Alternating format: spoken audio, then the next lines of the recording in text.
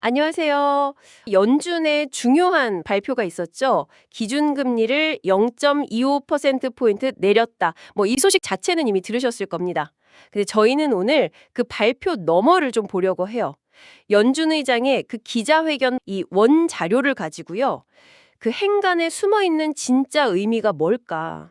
연준의 속마음은 어디에 있을까? 그리고 가장 중요하게는 이 모든 것이 어떤 파장을 가져올 수 있는지 이걸 파고들어 보려고 합니다.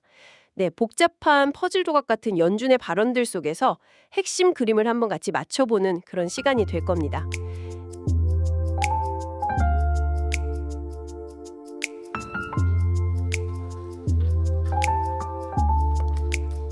Good afternoon. My colleagues and I remain squarely focused on achieving our dual mandate goals of maximum employment and stable prices for the benefit of the American people. 자, 가장 먼저 눈에 띄는 건 역시 기준금리 인하 결정입니다. 목표 범위가 3.75에서 4.0%로 조정되었죠. 그런데 이것 말고 또 하나 아주 큰 결정이 동시에 발표됐어요. 예, 맞아요. 바로 12월 1일부터 양적 긴축 QT를 종료하겠다는 발표입니다. 양적 긴축, 그러니까 연준이 시중에 풀었던 돈을 다시 걷어들이려고 보유자산을 줄여온 거잖아요. 이 과정을 이제 멈춘다는 뜻인데요. 이게 지난 3년 반 동안 무려 2조 2천억 달러, 우리 돈으로 거의 3천조 원에 가까운 엄청난 규모인데 이걸 이제 일단 멈추겠다는 거죠. 연준이 예전부터 얘기는 했어요. 금융 시스템에 돈이 충분히 도는 그 풍부한 준비금 수준 가까워지면 QT 중단하겠다. 이제 그 신호가 좀 보인다고 판단한 것 같습니다. 금리도 내리고 또 돈줄 죄는 것도 멈추고 왜 하필 지금 이 시점일까요? 이런 결정들을 연달아 내놓은 그 배경, 표면적인 이유 말고요. 진짜 속내가 궁금한데요. 현재 경제 상황을 좀 더 봐야겠죠, 아무래도. 연준 의장 말을 들어보면요. 경제가 완만한 속도로 확장 중이다. 이런 얘기는 해요. 근데 작년보다는 확실히 좀 기세가 꺾였다는 진단이죠. 올해 상반기 GDP 성장률이 1.6%니까 작년 2.4%보다 낮아졌잖아요. 그런데 또 재미있는 건 정부 셧다운 직전까지 나온 데이터를 보면 소비 지출이 생각보다 탄탄해서 성장세가 예상보다 강할 수도 있겠다. 이런 분석도 같이 나왔다는 거예요. 성장은 둔화되는데 소비는 괜찮다니 좀 상반된 신호 아닌가요? 연준은 이 복잡한 상황을 어떻게 보고 있는 걸까요? 바로 그 지점이 이번 결정의 핵심 배경하고 연결됩니다. 연준한테는 그 최대 고용하고 물가 안정이라는 두 가지 중요한 목표, 그 이중 책무라는 게 있잖아요. 네, 듀얼 맨데이트. 네, 오랫동안은 물가 잡는 게 정말 최우선 과제였는데 최근 몇 달 사이에 좀 상황이 달라졌다는 겁니다. 고용시장이 눈에 띄게 식어가고 있다는 신호들이 보이기 시작했어요. 신규 일자리 증가세가 연초에 비하면 크게 둔화됐고요. 이게 단순히 이민이 줄었다거나 사람들이 일자리를 덜 찾는다 이런 공급적 문제뿐 아니라 기업들이 실제로 사람을 덜 뽑으려는 그런 수요 약화 신호도 뚜렷하다는 분석입니다. 아, 수요도 약해졌다. 네, 실업률 자체는 아직 낮아요. 근데 고용이 앞으로 예상보다 더 나빠질 수 있는 그 하방 위험이 커졌다고 연준 스스로 평가를 바꾼 거죠. 특히 지난 7월 이후에 발표된 과거 일자리 통계가 계속 하향 수정됐거든요. 이걸 보고 노동시장이 우리가 생각했던 것보다 더 빨리 식고 있구나 이렇게 인식하게 된 결정적인 계기가 됐다고 의장이 직접 언급하기도 했어요. 아, 그러니까 그동안은 높은 물가가 제일 큰 골칫거리였는데 이제는 혹시 경기가 너무 가라앉아서 일자리가 줄어들지 모른다. 이 걱정이 더 커졌다는 거군요. 이게 아주 핵심적인 변화라는 말씀이시네요. 그런데 물가는요. 여전히 목표치인 2%보다는 높은 상태잖아요. 맞습니다. 그 점이 바로 연준의 고민을 깊게 만드는 부분이에요. 9월 기준으로 연준이 제일 중요하게 보는 물가지표, 그 개인 소비 지출, PCE 물가지수가 전년 대비 2.8% 상승했어요. 변동성 큰 음식, 에너지 빼는 근원 PCE 물가지수 역시 똑같이 2.8% 상승했고요. 오, 오히려 연초보다 약간 높아진 건가요? 네, 그런 셈이죠. 특히 최근에 다시 부활한 관세 영향 때문에 상품 물가가 다시 오르고 있거든요. 다행인 점은 서비스 물가 상승세는 그래도 둔화 흐름을 이어가고 있다는 거. 그리고 사람들이 앞으로 물가 얼마나 오를까 예상하는 장기 기대 인플레이션은 여전히 2% 목표 수준에서 안정돼 있다는 겁니다. 하지만 단기 기대 인플레이션은 관세 소식 같은 것 때문에 다시 좀 높아졌어요. 아휴, 정말 복잡하네요. 물가는 아직 안심할 수 없는데 고용은 불안해지고. 결국 이 양쪽의 위험을 저울질하다가 최근 몇 달 사이에 고용 쪽 위험이 더 커졌다. 이렇게 판단해서 일단 브레이크를 살짝 밟아보자. 이런 위험관리 차원에서 금리를 내린 거군요. 연준 의장이 직접 위험관리 조치라고 표현한 이유를 알겠습니다. 네, 정확히 그렇습니다. 오랫동안은 인플레이션 상승 위험이 명확하고 우세했지만 이제는 고용 하방 위험도 무시할 수 없을 만큼 퍼졌다는 판단이 선 거죠. 따라서 어느 한쪽에 막 치우치기보다는 양쪽 위험의 균형을 맞추는 좀 더 중립적인 방향으로 정책을 조절할 필요가 있다. 이렇게 본 겁니다. 이번 금리 인하가 그 첫걸음인 셈이죠. 하지만 이게 연준 위원들 모두의 생각은 아니었던 것 같아요. 기자회견에서 의장이 강력하게 다른 견해들, strongly differing views가 있었다고 이례적으로 직접 언급했더라고요. 네, 그 표현이 좀 인상적이었죠. 투표 결과도 보니까 한 명은 0.5%포인트 더 큰 폭으로 내리자, 다른 한 명은 아예 동결해야 한다. 이렇게 반대했어요. 왜 이렇게 의견이 갈린 걸까요? 이건 단순한 의견 차이를 넘어서 앞으로 연준 행보 예측하기가 더 어려워지는 신호 아닐까요? 네, 그 이견은 현재 경제 상황이 정말 해석하기 어렵다는 걸 단적으로 보여줍니다. 말씀하신 대로 물가 상승 위험하고 고용 하락 위험이 동시에 있는 상황에서 위원들마다 앞으로 경제가 어떻게 될 거다 하는 전망이나 또 어떤 위험을 더 중요하게 생각하는지, 얼마나 위험을 감수할 의향이 있는지가 다 다르기 때문입니다. 사람마다 생각이 다르니까요. 그렇죠. 예를 들어 금리 동결을 주장한 위원은 아직 물가가 확실히 잡힌 게 아닌데 너무 성급하게 내리면 안 된다. 이렇게 생각했을 수 있고요. 반대로 0.5%포인트 인하를 주장한 위원은 아니 고용시장이 생각보다 빠르게 식고 있으니 더 과감하게 해야 한다. 이렇게 봤을 수도 있죠. 또 일부 위원들은 현재 금리가 이미 그 중립금리 추정 범위 대략 3에서 4% 정도 되거든요. 그 안에 이미 들어와 있다. 그러니까 추가 인하는 좀 신중해야 한다. 이런 입장이었을 수도 있고요. 그래서인지 연준 의장이 12월에 또 금리를 내릴 거냐, 여기에 대해서는 결코 기정사실이 아니다. Not a foregone conclusion, far from it. 아주 강하게 선을 그었죠.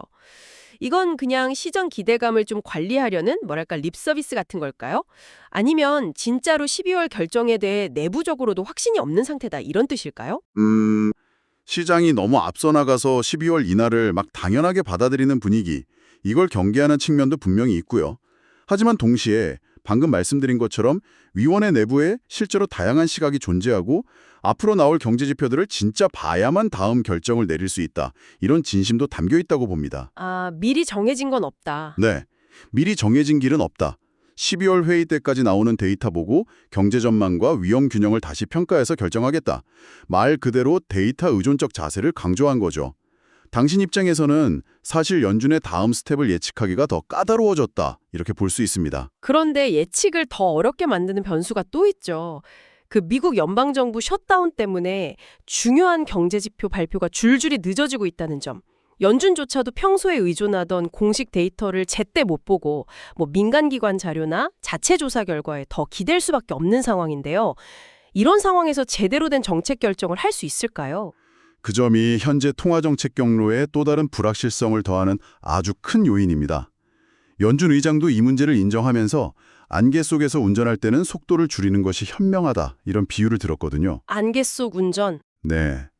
즉 데이터가 부족하면 평소보다 더 신중하게 접근할 수밖에 없다 이런 의미인데 이게 어쩌면 12월 회의에서 추가 금리 인하보다는 동결 쪽으로 무게추가 기울 수 있음을 시사하는 발언으로 해석될 여지도 있습니다. 물론 의장은 중요한 경제 흐름 변화는 대체 데이터, 예를 들어 연준이 각 지역 경제 상황 파악하려고 기업인들 인터뷰에서 만드는 그 베이지북 같은 자체 조사를 통해서도 감지할 수 있다고 덧붙이긴 했지만요. 그래도 평소보다 정보가 제한적인 안개 속 운전 상황임은 분명합니다. 앞으로 연준 결정을 예측할 때 이 데이터 공백 문제를 꼭 염두에 두셔야 합니다. 네, 안개 속 운전이라니 정말 딱 맞는 비유 같습니다. 자, 이렇게 불확실성이 큰 상황인데요. 당장 12월에 금리를 또 내릴까 말까 이런 단기적인 문제 너머에 이번 기자회견에서 드러난 좀 더 큰 흐름들이 있습니다. 당신의 경제생활이나 투자 결정과 직결될 수 있는 4가지 핵심 주제, 이걸 좀 더 깊이 파고 들어가 보죠. 첫 번째는 관세와 인플레이션 문제입니다. 연준은 최근 다시 부과된 관세가 물가 상승률 자체를 계속 높인다기보다는 일시적으로 물건 가격 수준만 좀 높이는 효과에 그칠 거다. 이렇게 기본 시나리오를 잡고 있더라고요. 네, 일시적 효과로 보는 거죠. 의장은 관세 효과를 빼고 나면 근원 PCE 인플레이션이 한 2.3에서 2.4% 수준이다. 목표치 2%에서 그리 멀지 않다. 이렇게 추정하기도 했고요. 하지만 이건 연준의 분석이고 당장 마트에서 느끼는 체감 물가는 다를 수 있잖아요. 이런 기술적인 분석과 실제 소비자들이 느끼는 고물가 고통 사이에 좀 간극이 있는 건 아닐까요? 충분히 그럴 수 있습니다. 연준 의장도 기자회견에서 소비자들이 지난 몇 년간 겪었던 그 높은 인플레이션 때문에 여전히 물가 수준 자체에 대해 불만이 많다는 점을 인정했어요. 연준이 보는 건 물가 상승률의 둔화 추세지만 소비자들이 느끼는 건 이미 높아질 대로 높아진 물가 수준 그 자체일 수 있거든요. 그렇죠. 체감이 다르죠. 네. 연준은 관세 영향이 그 팬데믹 초기처럼 공급망 혼란이 컸을 때와는 좀 다른 양상일 걸로 보고 일시적 효과에 그칠 가능성에 무게를 두지만 만약 이게 예상보다 길어지거나 다른 품목으로 막 파급되면 인플레이션 전망 자체가 바뀔 수 있다는 위험도 인지하고 있습니다. 따라서 당신 입장에서는 연준의 분석뿐만 아니라 실제 주변 물가 움직임, 또 소비 심리 변화, 이걸 함께 주목할 필요가 있습니다. 두 번째 주제는 고용시장과 AI입니다. 최근 아마존 같은 빅테크 기업들이 또다시 감원 계획을 발표하면서 AI가 결국 사람들 일자리를 대규모로 빼앗는 거 아니냐? 이런 불안감이 커지고 있어요. 마침 기자회견에서도 이 질문이 나왔는데요. 연준은 이 문제를 얼마나 심각하게 보고 있을까요? 혹시 이번 금리 인하가 AI 투자 같은 걸 좀 부추기려는 이유도 숨어 있는 건 아닐까요? 연준 의장은 AI 관련 기업들의 발표나 움직임, 이걸 매우 주의 깊게 보고 있다고 답했습니다. 하지만 현재까지 나오는 해고 관련 데이터를 보면 AI 도입 때문에 대규모 실직이 현실화되고 있다. 이런 증거는 아직 없다고 진단했어요. 아직은 아니다. 네, 아직까지는요. 그리고 AI 인프라 구축을 위한 투자는 현재 금리 수준에 그렇게 민감하게 반응하는 것 같지는 않다. 이렇게 보면서요. 이번 금리 인하의 주된 목적은 AI 투자 지원, 이거보다는 앞서 말씀드린 것처럼 전반적인 노동 수요 둔화에 대응하고 고용시장을 좀 지지하는 데 있다. 이렇게 선을 그었습니다.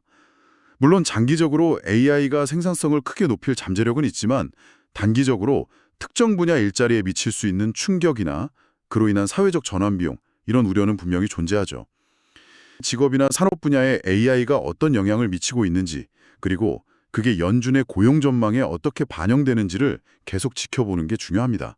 세 번째는 조금 기술적일 수 있지만 중요한 대차대조표 축소 재개, QT, 종료의 의미입니다. 단순히 돈줄 죄는 걸 멈춘다는 것 외에 이번에 만기가 돌아오는 주택저당증권 MBS 매각 대금을 단기 국채 T-bill 매입에 재투자하기로 한 결정이 좀 눈에 띄는데요. 네, 그 부분. MBS는 주택담보대출 묶어서 만든 증권이고 T-bill은 정부가 1년 이하 짧은 만기로 발행하는 채권이죠. 왜 하필 이걸 사겠다는 걸까요? 연준 자산 포트포리오 구성에 어떤 변화를 주려는 걸까요? 그 결정은 연준의 장기적인 통화정책 정상화 목표하고 관련이 깊습니다. 연준은 궁극적으로 보유 자산을 주로 국채 중심으로 가져가려고 하고요. 또 그 국채 포트폴리오의 평균 만기를 실제 시장에 유통되는 국채들의 평균 만기하고 비슷하게, 그러니까 지금보다는 좀 더 짧게 가져가려는 목표를 가지고 있어요. 장기적인 그림이 있었군요. 네, 과거 양적 완화 때 사들였던 MBS는 점진적으로 줄여나가고 그 자리를 만기가 짧은 국채로 채우겠다 이런 건데요. 이번에 QT를 종료하면서 만기 도래한 MBS 대금을 T-bill 매입에 쓰기로 한 것은 바로 이런 장기 목표를 향한 구체적인 실행 조치인 셈입니다. 이렇게 하면 장기적으로 연준 대차대조표가 금융시장에 미치는 왜곡 효과를 좀 줄이고 보다 예측 가능하고 안정적인 방식으로 통화정책을 운영하는 데 도움이 될 수 있다, 이렇게 보는 겁니다. 당신에게 직접적인 영향은 적을 수 있지만 연준의 정책 운영 방식 변화라는 큰 그림을 이해하는 데 도움이 되는 중요한 대목입니다. 마지막 네 번째 주제는 양극화된 경제, 즉 소위 K자형 회복 문제입니다. 기자회견에서 의장이 이런 얘기를 했어요. 많은 기업들로부터 저소득층 소비는 위축되는데 고소득층 소비는 여전히 견조하다. 이런 경제 양극화 현상을 인지하고 있다고요. 이건 소득 수준이나 소비 패턴에 따라서 지금 경제 상황을 정말 완전히 다르게 느낄 수 있다는 뜻인데요. 그런데 연준의 금리 정책 같은 건 모든 사람에게 똑같이 적용되는 좀 무딘 도구잖아요. 이런 양극화 문제에 연준은 어떻게 대응할 수 있을까요? 혹시 연준 정책이 결과적으로 특정 계층에게만 유리하게 작용하는 건 아닐까요? 그거 정말 중요한 지적이십니다. 연준 의장도 인정했듯이 통화 정책은 특정 소득 계층이나 집단을 목표로 삼을 수는 없는 광범위한 도구죠.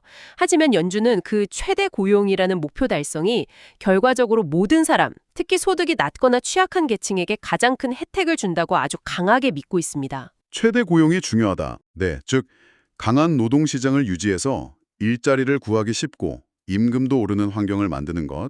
이게 양극화를 완화하는 가장 효과적인 방법이다. 이런 거죠. 따라서 연준은 특정 계층을 직접 지원하기보다는 전반적인 경제 안정을 통해서 가능한 한 많은 사람이 일자리를 유지하고 또 찾을 수 있도록 하는데 정책에 초점을 맞추고 있다고 강조합니다. 이번 금리 인하 결정의 배경에도 이런 고용시장 지원 의지가 깔려 있다고 볼 수 있는 거고요. 당신의 소득 수준에 따라 체감 경기가 다르겠지만 연준은 결국 튼튼한 고용이 모두에게 중요하다는 관점에서 정책을 펴고 있다. 이 점을 이해할 필요가 있습니다. 오늘 저희는 어제 있었던 FOMC 기자회견 내용을 아주 상세하게 뜯어봤습니다. 0.25%포인트 금리 인하 결정이 내려졌지만 그 배경에는 고용시장 둔화에 대한 커지는 우려가 있었고 동시에 위원회 내부에서는 상당한 이견이 존재했으며 연준 의장은 12월 추가 인하 가능성에 대해선 강하게 선을 긋는 등 불확실성이 매우 높아진 상황입니다. 그렇죠. 여기에 정부 셧다운으로 인한 데이터 부족 문제까지 겹치면서 앞으로 연준의 행보를 예측하기가 정말 안개 속처럼 되어버렸네요. 네, 그렇습니다. 이런 불확실성 속에서 앞으로 몇 주간 특히 주목해야 할 것은 무엇일까요? 정부 공식 데이터가 부족하니까 아무래도 민간기관에서 발표하는 고용 관련 속보치들이나 기업들의 실제 체감 경기를 보여주는 설문조사 결과 이런 것들이 평소보다 더 중요해졌습니다. 또한 관세 영향을 제외한 근원 서비스 물가가 계속 둔화 흐름을 이어갈지 아니면 다시 좀 끈적하게 버티는 모습을 보일지도 중요한 관전 포인트고요. 어쩌면 연준은 안개 속에서 조심스럽게 운전대를 잡고 있지만 우리 경제 자체가 예상치 못한 급커브길에 들어선 건 아닐까요? 그럴 수도 있겠네요. 앞으로 나올 단편적인 정보들이 그 답을 줄 수도 있지만 오히려 더 짙은 안개만 몰고 올 수도 있습니다. 이것이 바로 당신이 앞으로 몇 주간 고민해 볼 질문일 수 있겠습니다. 과연 지금 우리가 마주한 경제적 불확실성은 일시적인 안개일까요? 아니면 근본적인 기후변화의 시작일까요? 계속 관심을 가지고 함께 지켜보시죠.